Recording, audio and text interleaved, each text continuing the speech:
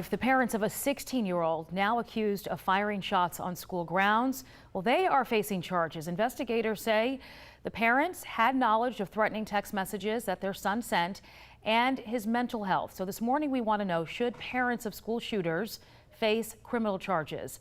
Trent Gilbreth, digital contributor for Atlanta & Company, is in for Liza Lucas. And Trent, what are people saying about this on our Facebook page? Well, Sheba, now that those parents have been charged in a fourth-degree felony, we asked on our Facebook, what should parents' responsibility be in all this? We heard from you in the comments. Leanne weighed in. Yes, they are the ones who brought them into the world and are responsible for raising them. Take time to take responsibility for your children unless they no longer live with you. Now, Diane weighed in. I would never recover as a parent from having a child who committed such a heinous crime. That's the punishment.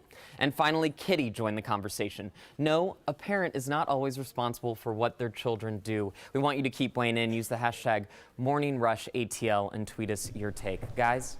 All right, so this story is out of New Mexico.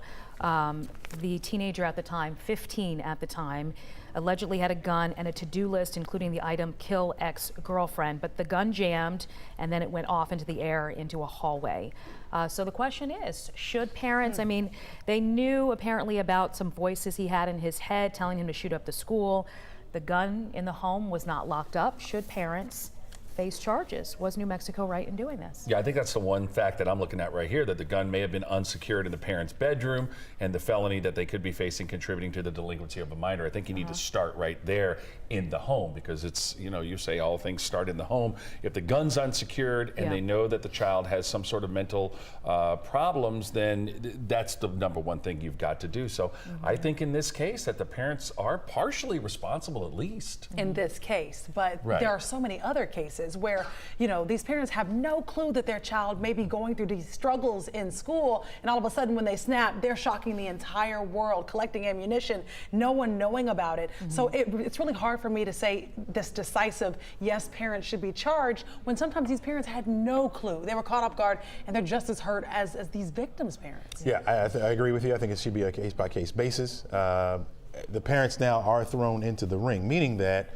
they go on trial, so they have to now prove that they had no clue.